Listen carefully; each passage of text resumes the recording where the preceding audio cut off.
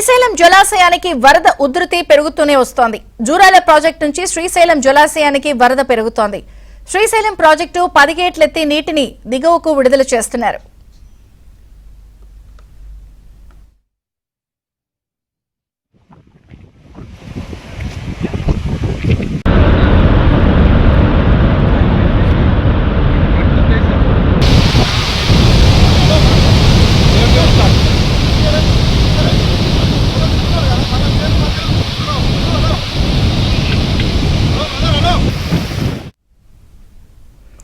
తుంగభద్ర శ్రీశైలం వరద ఉధృతిపై మరింత సమాచారాన్ని మా ప్రతినిధి సుంకన్న అందిస్తారు. సుంకన్న.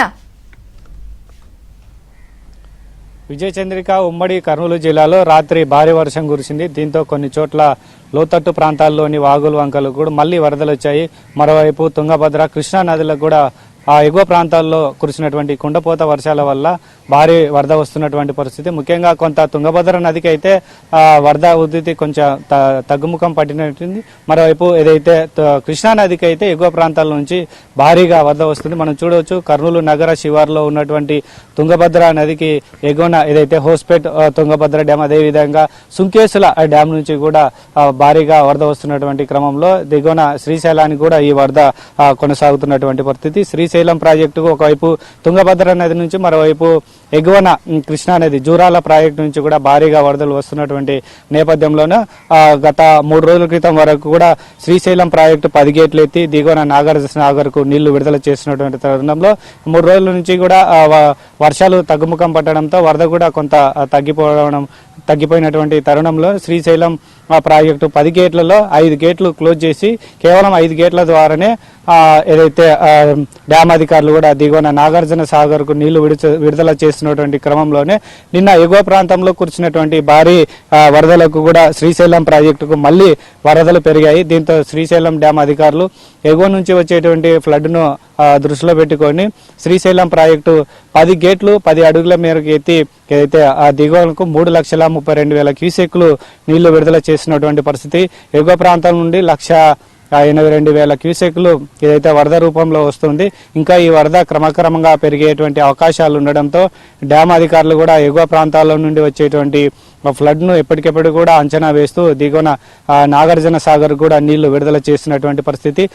వరద ఏదైతే బాగా వస్తున్నటువంటి తరుణంలో లోతట్టు ప్రాంతాల ప్రజలు కూడా అప్రమత్తంగా ఉండాలి. ముఖ్యంగా శ్రీశైలం ప్రాజెక్ట్ డ్యామ్ పరిసర ప్రాంతాల్లో మత్స్యకారులు కూడా ఏదైతే చేపలు పట్టేందుకు కూడా వెళ్ళవద్దని కూడా ఏదైతే హెచ్చరికలు జారీ చేసినటువంటి తరుణంలో ఏదైతే రాత్రి కురిసినటువంటి భారీ వర్షాలకు కర్నూలు జిల్లాలోని పశ్చిమ ప్రాంతంలో అంటే ఆదోని డివిజన్ ప్రాంతంలో కూడా ఏదైతే ఉల్లి పంటకు బాగా దెబ్బతింది.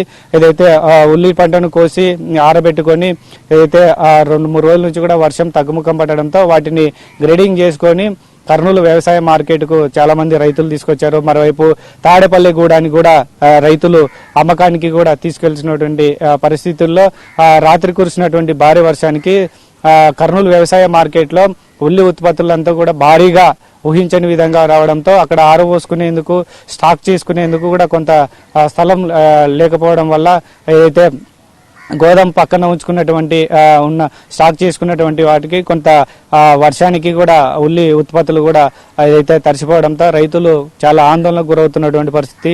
మరోవైపు పంట పొలాల దగ్గరనే చాలా మంది ఏదైతే దిగుబడి అయితే ఈ ఏడాది బాగా వచ్చింది, కానీ మార్కెట్ లో సరైనటువంటి గిట్టుబాటు ధర లేకపోవడంతో సో అక్కడే పొలాల దగ్గరనే ఆరబెట్టుకొని గ్రేడింగ్ చేసుకొని ప్యాకెట్లలో అన్ని కూడా రెడీ చేసుకొని వ్యాపారులు వస్తే వాళ్ళకి అమ్ముకోవాలని అనుకుంటున్నటువంటి తరుణంలో సడన్ గా కురిసినటువంటి భారీ వర్షానికి చాలా చోట్ల కూడా ఉమ్మడి కర్నూలు జిల్లాలోని పశ్చిమ ప్రాంతంలో భారీగా ఉల్లి రైతులు కూడా ఏదైతే తడిచిపోవడం వల్ల నష్టపోయాము. ఇప్పటికే గత వారం రోజుల పాటు కురిసినటువంటి భారీ వర్షాలకు చాలా కష్టాలు పడి ఉల్లి ఉత్పత్తులను అంతా కూడా కాపాడుకొని వాటిని గ్రేడింగ్ చేసుకొని అదనపు ఖర్చులు వచ్చినాయి. అయినప్పటికీ కూడా ఉన్న అరకొర పంటను కూడా మార్కెట్లోకి తీసుకెళ్లి అమ్ముకోవాలనుకుంటున్నటువంటి తరుణంలో భారీ వర్షం కురవడంతో సో ఒక్కసారిగా మరింత ఏదైతే నష్టపోయేటువంటి అవకాశాలు ఉన్నాయని కూడా రైతులు ఏదైతే ఆందోళన చెందుతున్నారో ప్రభుత్వం కూడా తమకు ఏదైతే నష్టపరిహారం చెల్లించి ఆదుకోవాలని కూడా కూటమి ప్రభుత్వాన్ని రైతులు